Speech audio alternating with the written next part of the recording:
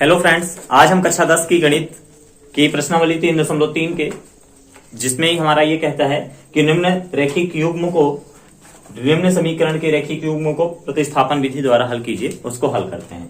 पहले हम लिखते हैं इसमें हल लिखते ही कि दिया गया समीकरण निकाय, और जो हमारे समीकरण दिए होते हैं उनको हम लिख लेते हैं। इसके बाद हम क्या करते हैं, प्रतिस्थापन का मतलब होता है प्रतिस्थापित करना, मान निकालना फिर दूसरे में रखना। तो यहाँ हम पहले समीकरण को लेके चलते हैं, जो हमारा मान आता है उसको हम द्वितीय समीकरण में रखते हैं, फिर दूसरी उसको हल करते हैं तो हमें एक्स या वाई की एक क्लियर वैल्यू प्राप्त होती है। जब वो वैल्यू हमें प्राप्त होगी उसको हम फिर से समीकरण 1 या 2 में रखेंगे या फिर 3 में रखेंगे तो हमें दूसरे नंबर की वैल्यू प्राप्त होगी। तो आइए हम देखते हैं इसे कैसे हल करते हैं। हमारे यहाँ पे समीकरण दिए हुए हैं। पहला इक्वेशन है हमारा x plus y is equal to 14 and second equation है आपका x minus y is equal to 4।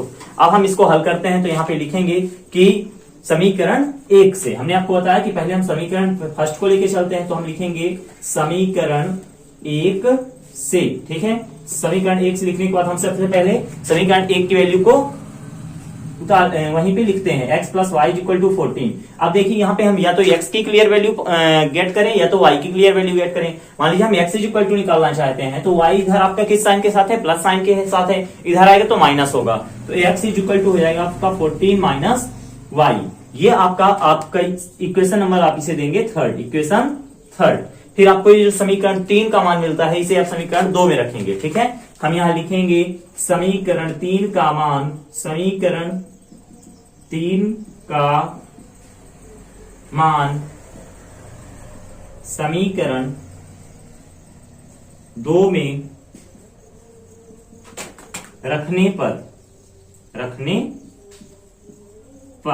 जब हम 3 का मान समीकरण 2 में रखेंगे तो पहले हम समीकरण 2 को लिख लेते हैं, x minus y equal to 4। ये आपका समीकरण 2 है। अब हमें x इक्वल टू रखना 14 माइनस वाई, तो हम यहाँ पे लिखेंगे 14 माइनस वाई इक्वल्स टू 4, ठीक है। यहाँ पे ये हम एक बार कोष्टक में लिखते हैं, फिर 14 माइनस वाई और फिर minus y is equal to 4। आप यहाँ देखते हैं कि ये माइनस वाई क्या हो जाएगा, प्लस होगा, माइनस माइनस प्लस होगा। तो 14 माइनस, लेकिन साइन अपना माइनस ही रहता है, Y 2y is equal to 4।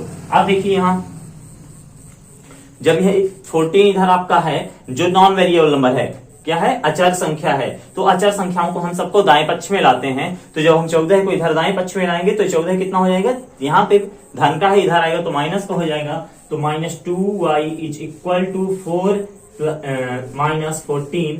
यहां आप देखते हैं कि minus 2y is equal to 4 minus 14 है। तो माइनस फिर हम यहाँ आगे जब करते हैं तो minus 2y is equal to, हम जब 14 में से 4 माइनस करते हैं तो आता है हमारा वैल्यू 10, बिकॉज यहाँ पे 14 का साइन क्या है, माइनस है, और हम साइन किसका लेते हैं, ग्रेटर वैल्यू का। तो यहाँ पे माइनस 10 आता है। यहाँ पे आप पाएंगे कि माइनस से ये माइनस कैंसिल हो जाता है, जब बोथ साइड्स में माइनस हो तो माइनस से माइनस कैंसिल हो जाता है। आप गेट करते हैं 2y इज इक्वल्स टू 10, ठीक है। यहाँ पे y जो है, अब यहाँ पे 2 जो है मल्टीपल के फॉर्म में है, इधर आएगा डिवाइड के फॉर्म में होगा, तो y is equal to 10 upon 2, ठीक है। 2 1 जा 2, 2 5 जा 10। मैंने आपको बताया था स्टार्टिंग में ही कि आपको जब हम सेकंड समीकरण में मान रखते हैं समीकरण 3 का, तो आपको x या y की दो में से किसी एक की क्लियर वैल्यू प्राप्त होती है। आपको y इज इक्वल टू 5 यहाँ पे मिला। अब y की वैल्यू आप या तो समीकरण 1 में रखें या 2 में रखें या 3 में रखें, आपकी जहां इच्छा हो वहां रखिए, आपको x की वैल्यू प्राप्त हो जाती है। हम यहाँ पे लिखेंगे कि अब y का मान समीकरण 3 में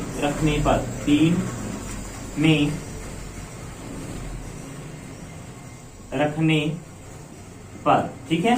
अब जब हम y का मान समीकरण 3 में रखेंगे तो एक बार हम समीकरण 3 को लिख लेते हैं, x is equal to 14 minus y. अब देखिए y की वैल्यू हम यहाँ पे पुट करेंगे 14 minus y, y is equal to हमारा कितना है 5, तो यहाँ पे 14 माइनस प्लस माइनस 5, और जब हम 14 में से 5 माइनस करते हैं तो हम पाते हैं कि आता है हमारा 9।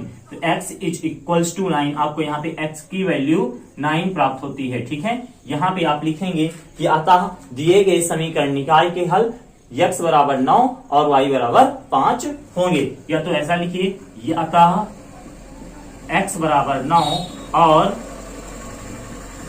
y बराबर 5 दिए गए समीकरण निकाय के हल